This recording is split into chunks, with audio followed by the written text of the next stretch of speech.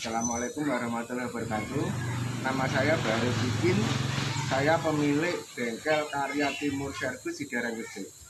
Latar belakang pendidikan saya alumni Fisika, FMIPA, ITS, Institut Teknologi 10 November Surabaya. Pada video kali ini saya akan mencoba membahas masalah plasma cutting yang bereksperimen kurang lebih 14 tahun. Jadi ini plasma cutting modif pembuatan generasi terbaru. Ya, kelas plasma cutting ini selama ini kan hasil penelitian saya, mesin saya kan kelas nasional. Baru di plasma cutting ini bisa berstandar internasional. Artinya barang yang saya produksi atau saya modif kelasnya bisa berkompetisi dengan merek-merek Eropa, Amerika, Jerman, Jepang, Italia, dan sebagainya. Nah, bagaimana plasma cutting itu? Nah, ini saya kebetulan ada 2 contoh mesin plasma cutting yang telah saya modif dengan kontrol buatan saya. Satu ini buatan Jerman, dia basicnya trafo, ini saya cangkok, alhamdulillah berhasil. Yang kedua ini inverter. Ya, ini inverter pakai teknologi IGBT, saya cangkok kontrol buatan saya, alhamdulillah berhasil. Dan kontrol buatan ini sekarang bulan Agustus 2021 era PPKM Mandiri. Jadi kontrol plasma cutting buatan Eropa atau Asia semuanya bisa dimodel seperti ini atau jodoh ini. Sekarang kita bahas yang pertama ini.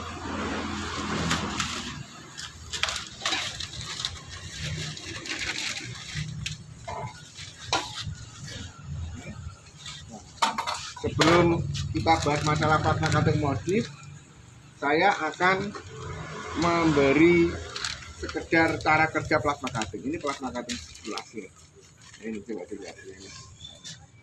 Plasma cutting bar. Jadi prinsipnya plasma cutting seperti ini. Dia plasma cutting itu merubah energi listrik dari PLN 3 pas menjadi energi cahaya. Energi cahaya itu artinya energi foton. Nah, diproses dengan diionisasi. Diionisasi itu artinya listriknya itu istilahnya tuh dicampur dengan udara, bisa memotong plat material, jadi seperti stainless, besi, dan seterusnya. Ini plasma cutting buatan saya ya, bisa motong sampai 30. Mesinnya 50, ini kemampuannya 30. Ini yang saya temukan 2019. Ya, ini model contoh ya. Oke. Ini. Nah, udara sama listrik diionisasi, artinya kayak seperti udara itu turbulen itu digasing. Jadi keluar dari setang ini berupa angin yang berpusar. Ini. Jadi keluar angin sama cahaya, tapi cahaya itu berputar turbulen. Jadi dalamnya seperti ini. Sudut elevasinya ini bergasing kan, berputar kan, kurang lebih 45 derajat. Kalau dia bisa berputar, berarti istilahnya kalau orang Jawa itu apinya itu landep, bisa menembus plat yang tebal. Tapi kalau belum bisa berputar, kemampuannya terbatas. Ini sistem kerjanya plasma ya. Oke.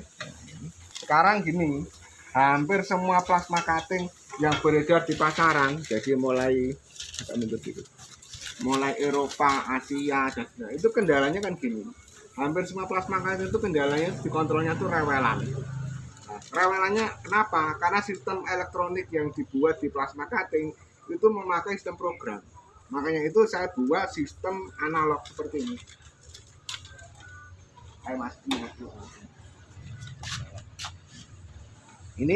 Ini kontrol yang pertama kali 5 tahun yang lalu kita buat, kita revisi lagi seperti ini.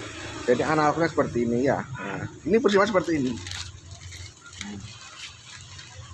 Jadi sebenarnya plasma cutting itu di outputnya DC. Jadi ini sebelum masuk ke sini kan ada inverter, ada trafo. Ada voltase 90 sampai 200 volt DC, ampernya 50 sampai 150 ya. Keluarnya pilot masuk HF ini. Jadi ini ada 2 ground. Ground pertama lewat sini, ground kedua lewat di situ. Di ground yang motong plat itu. Ya, ini ground 1, ground 2. Terus ini setting ampere. Setting ampere itu maksudnya setting ketebalan. Biasanya bisa dipakai potensio atau pakai sistem kayak gini.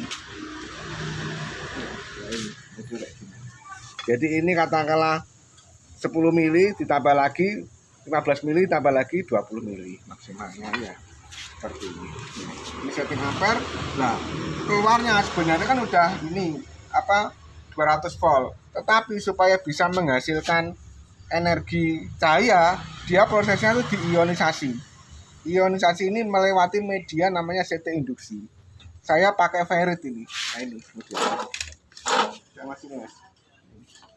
Ini ferrit. Ini ferrit, jadi ampernya dilewatkan sini, dililitkan, kemudian diinduksi sama kabel kecil. Kabel kecil itu tegangannya 3000 volt. Seperti ini. Hampir seperti busi. Jadi keluar itu sudah ionisasi. Ya, plasma cutting prosesnya yang membedakan dengan mesin las SMAW, GTAW atau FCAW karena dia sistemnya dari sini itu merubah. Jadi dari alur listrik menjadi sistem plasma atau sistem energi foton. Nah, proses induksinya ini yang paling susah. Jadi kita harus mengkalibrasi semua ukuran yang ada di sini. DC-nya semakin sempurna semakin bagus. Makanya saya untuk generasi plasma ini paling pede karena mulai tahun 2007 saya eksperimen sampai tahun 2021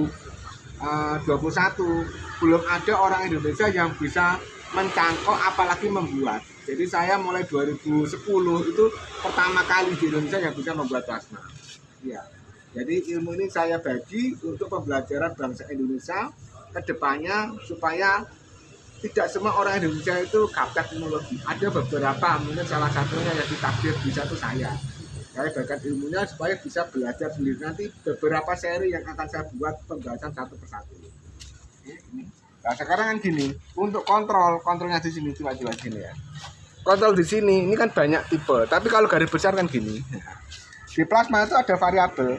Pertama udara, jadi angin yang keluar dari kompresor dari setang ini itu saya menggunakan variabel A. Kontaktor 3 pas. Jadi ini yang masuk ke trafo. Ini 3 pas 380. Yang ketiga trafo HF ya ini. Ini trafo HF. Ini kita ngerakit sendiri, gulung sendiri. Ada yang model kayak osilasi, model flipbacknya TV, tapi ini model trafo. Kemudian trafo HF atau high frekuensi nomor 3C ini saklar kontaktor. Nah, ini saklar kontaktor. Ini. Saklar kontaktor ya. Jadi waktu motong dash ini on, begitu kena material ini harus lepas sendiri. Ini perintah yang keempat. Yang terakhir saklar induksi. Saklar induksi seperti ini. Ini. Jadi pada saat mesin nyala, dia akan melewati ini. Tapi pada saat sudah nyala, ini harus on. Jadi supaya ampere yang dibutuhkan lebih besar. Kalau ini misalkan nggak pakai ini kawannya lebih besar. Jadi dimensinya nggak mencukupi. Ya. Jadi ini prinsip kerja dari sistem kontrol plasma. Dan semuanya kita atur dengan sistem analog. Ini analog. Jadi pakai sistem modul timer. Ya. Kita setting 3 detik, 1 detik, macam-macam ya. Ya, sekarang kita cobakan ya biar semuanya tahu. Jadi modifnya itu dibuat sistem program, dibuat sistem analog ya. Kita cobakan.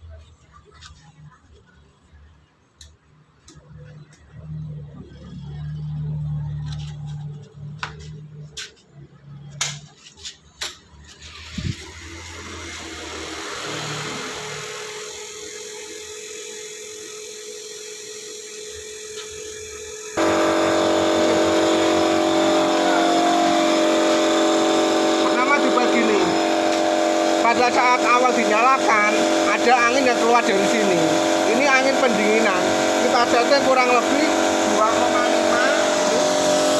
sampai 3 menit. Ini bisa diputar.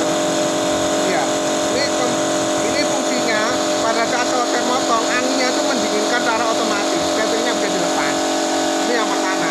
Yang kedua HF.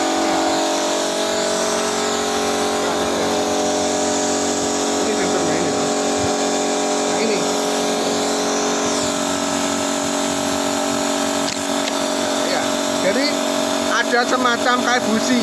Jadi settingannya tuh setengah detik. Ini coba lihat. Kelihatan mas, ini loh. Nah ya. Jadi seperti korek.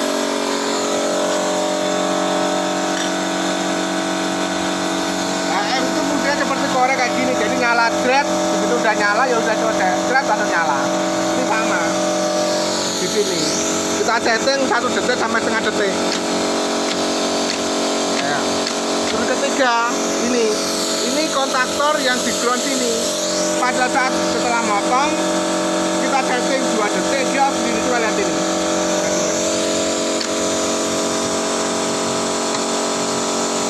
Nah, lihat, lepas sendiri. Nah, lepas sendiri ya. Ini sama. Ini pertama nggak nyala, pada saat ditekan 2 detik dia baru on. Lihat ini. Ini Mas, coba lihat. Nah, iya. Selesai, aninya buang sendiri. Nanti berhenti pada saat 2,5 menit. Ya. Ini program yang saya buat dan bisa diaplikasi untuk semua plasma yang ada di pasaran.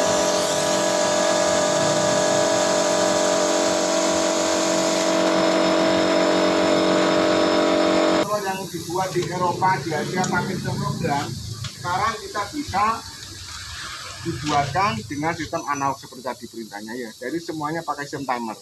Itu yang pertama. Yang kedua, sekarang kita mengarah ke kalibrasi ampere. Jadi arus DC yang dilakukan di sini kan istilahnya teknologinya kan bermacam-macam. Ada yang model rectifier, ada yang model IGBT, ada yang model transfer modul, ada yang model MOSFET. Nah, saya pengembangan selama 14 tahun ini bisa mengkalibrasi sistem DC yang sempurna sehingga mesinnya mudah nyala, mudah nyala, insya Allah anti rewel dan bisa dipakai dan dirawat sendiri seumur hidup.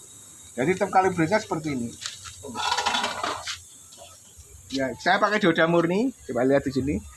Jadi saya speknya itu 1600 volt, ampernya 100-an. Jadi kita paralel. Jadi plasma harus pakai 1600 volt. Untuk mendapatkan DC yang sempurna, saya kalibrasi pakai nikel. Ini coba nikel, wirtan nikel. Terus ditambah kapasitor bank, itu lihat. Itu Mas, nah itu kapasitor bank. Ya. Ditambah lagi induktor.